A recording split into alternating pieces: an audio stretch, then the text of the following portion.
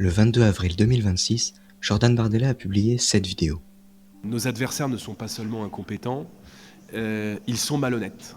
Et ils sont prêts à mentir pour salir le Rassemblement national. Ce qui veut bien dire que sur le ring démocratique des idées, nous avons déjà gagné la bataille. Donc j'appelle à la veille de la campagne présidentielle les Français à être extrêmement vigilants.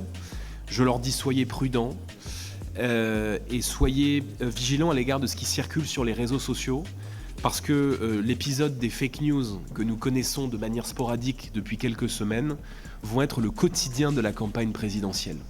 Pourtant, malgré ces accusations, le président du Rassemblement national reste l'un des principaux acteurs de la désinformation.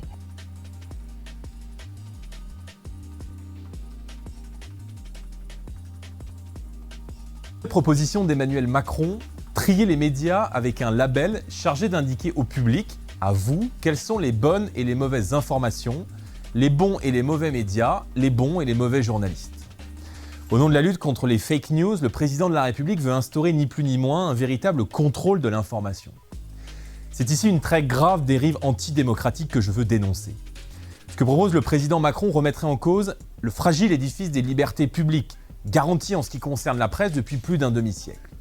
Ce que propose M. Macron revient à considérer les citoyens, à vous considérer comme des enfants qu'il faudrait prendre par la main et guider vers l'information que le pouvoir lui-même estime adéquate.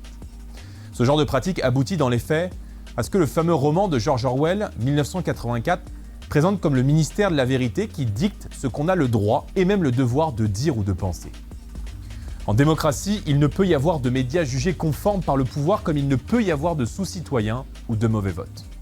En démocratie, il ne peut y avoir d'infantilisation des citoyens, qui conduirait à leur mise sous tutelle par l'État. Le rôle de l'État n'est pas de certifier la vérité avec un obscur label.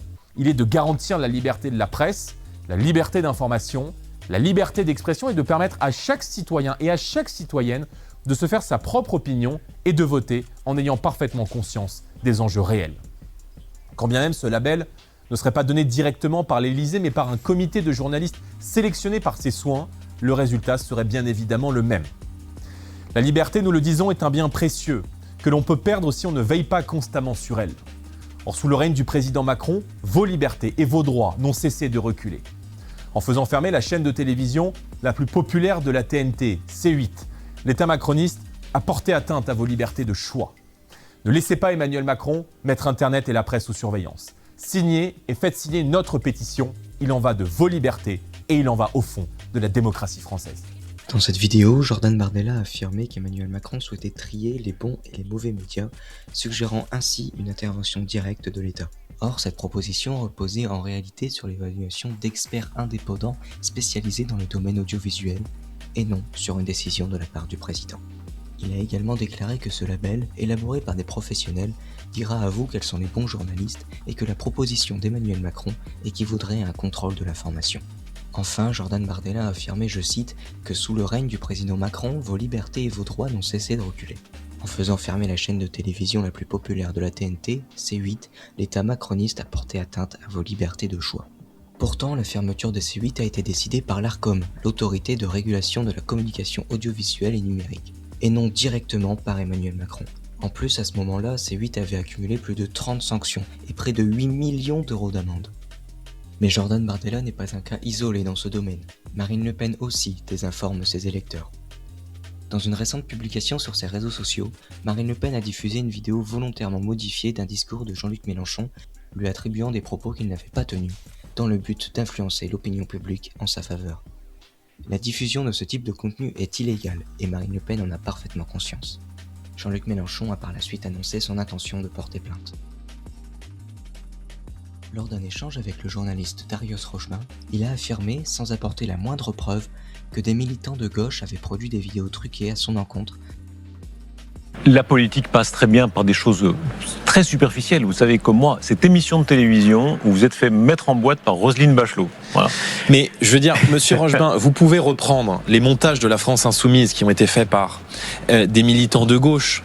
Mais voyez bien à quel point la période est malhonnête.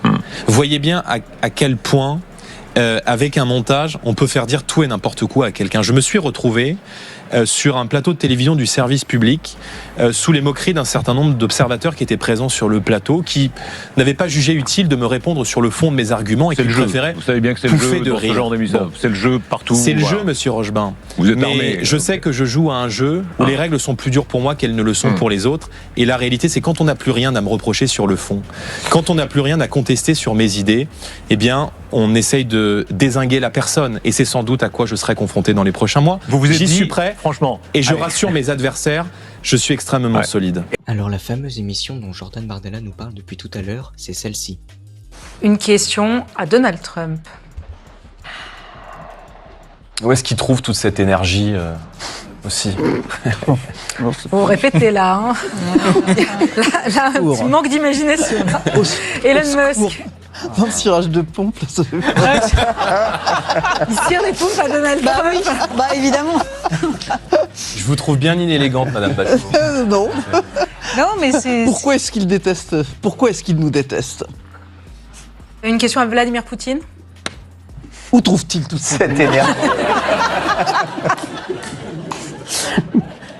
Jusqu'où va-t-il aller? Et comme vous le voyez, il n'y a eu aucun montage. Et même pire, le seul montage qui a été fait sur cette vidéo, c'est Jordan Bardella lui-même qui l'a fait sur son propre compte TikTok. Où trouve-t-il toute cette énergie?